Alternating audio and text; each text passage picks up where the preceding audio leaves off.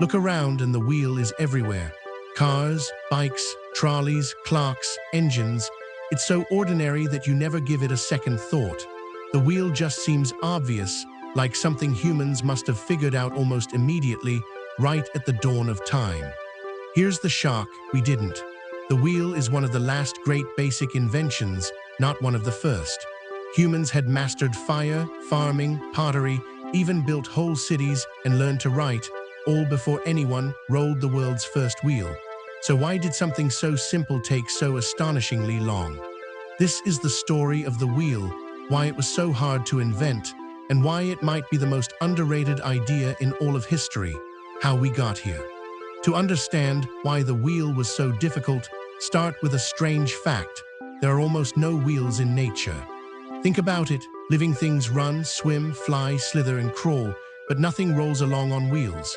No animal is born with a wheel, and that's not an accident. A spinning wheel needs to be separate from the thing it's attached to, free to turn on its own, and you simply can't grow a body part like that, fed by blood and nerves, that spins around forever. Nature took a different path. So when early humans looked at the world for ideas, the world gave them plenty of models. Wings to copy for flying, fins for swimming, but for the wheel, nothing. Nowhere in all of nature was there an example to point at and say, let's build one of those. The wheel had to be imagined completely from scratch, invented out of pure human thought, with no help from the world at all.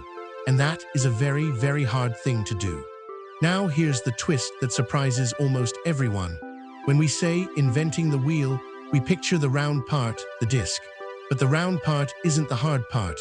A child can see that a round thing rolls. People had watched logs roll downhill and even put logs under heavy loads to move them for ages.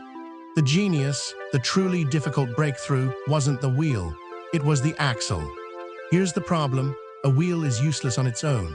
To carry a load, you need a wheel that spins freely around a fixed bar, the axle, while the cart stays still on top.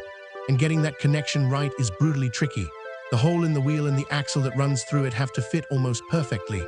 Too tight, and the wheel grinds to a halt from friction. Too loose, and it wobbles, slips, and falls apart. And there's a subtle rule: the axle has to be much thinner than the wheel, and beautifully smooth, or the whole thing barely turns. To carve wood that precisely, with Stone Age tools, took real skill and patience. The wheel and axle had to be invented as a single, exact idea, and that's why it came so late. The round shape was obvious. Making it actually turn under a heavy load was the hard-won secret. And here's the second surprise: the very first wheels weren't used for transport at all. The earliest wheels we know of were potter's wheels, flat spinning discs that potters used to shape clay. Around 5,500 years ago, in ancient Mesopotamia, a potter set a disc spinning on a fixed point and discovered they could form a perfect, round pot far faster than by hand. That was a wheel, but it spun in one place. It never had to roll across bumpy ground carrying a load, which made it much easier to build. So the wheel was quietly turning in pottery workshops before anyone strapped one to a cart.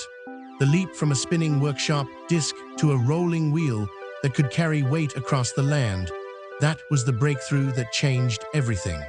That breakthrough came around 5,000 years ago. We're still not certain exactly where it happened first. The oldest clues point to the region around Mesopotamia, the mountains of the Caucasus, and Central Europe, all around the same time. It may even have been invented more than once. The first transport wheels were solid discs of wood, heavy but world-changing. Bolt two of them to an axle, put a cart on top, hitch it to a pair of oxen, and suddenly one person and two animals could move a load that would have taken a whole village to carry. Think about what that unlocks. Farmers could haul harvests instead of carrying them on their backs. Traders could move goods over long distances. Builders could shift stone. Whole new amounts of work became possible. The cart didn't just help people travel, it multiplied what human beings could do. It was one of the great accelerators of civilization. But those first solid wheels were heavy and slow. The next great leap was to make the wheel lighter without making it weaker. Around 4,000 years ago, someone worked out how to do it. Instead of a solid disc, build a wheel from a rim, a central hub, and thin bars connecting them, spokes. A spoked wheel uses far less material, so it's much lighter, Yet the clever arrangement of the spokes keeps it strong.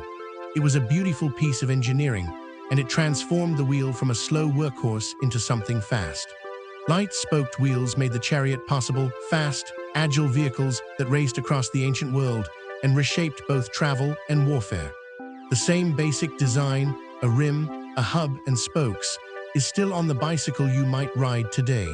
Some ideas are so good they barely need improving for 4,000 years. And here's what really makes the wheel one of the most important inventions of all time. It didn't stay a way to move carts. It became the heart of almost every machine humans have ever built. Set a wheel beside a river, and flowing water turns it. Now it's a water wheel, grinding grain or powering workshops, doing the work of dozens of people without ever getting tired. Cut teeth into the edges of wheels so they grip each other, and you've got gears, wheels that pass turning power from one to another, the beating heart of clocks, mills, and machines. Trace it forward, and that same spinning idea runs through the gears of a watch, the wheels of a train, the turbine of a jet engine, the rotor of an electric motor. Almost everything that turns, in almost every machine on Earth, is a descendant of that first strange wheel. But here's a thought that puts it all in perspective. The wheel isn't some inevitable step that every people was bound to discover. Several great civilizations, like those in the Americas, actually knew about the wheel. They put wheels on children's toys, but never used wheels for transport. Why not? Partly because they had no large animals to pull carts, and partly because their steep mountains and dense forests made wheels nearly useless. The wheel only spreads where it actually helps. It's not magic. It's a tool that fits some places and not others. So how did we get the wheel? Slowly and cleverly, and much later than you'd ever guess.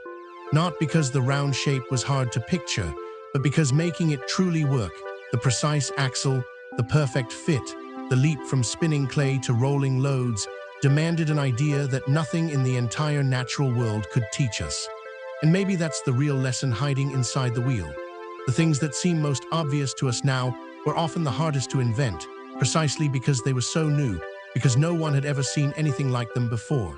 The wheel is humanity's proof that imagination can leap past nature itself and dream up something the world had never once shown us.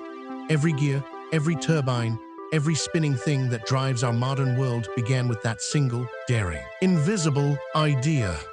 Next time you watch a wheel turn, remember, you're looking at one of the boldest leaps the human mind ever made. The day we built something nature never did. It makes you wonder how many obvious things are still out there, waiting for someone bold enough to imagine them first. If you ever wondered how we got here, you're in the right place. See you in the next one.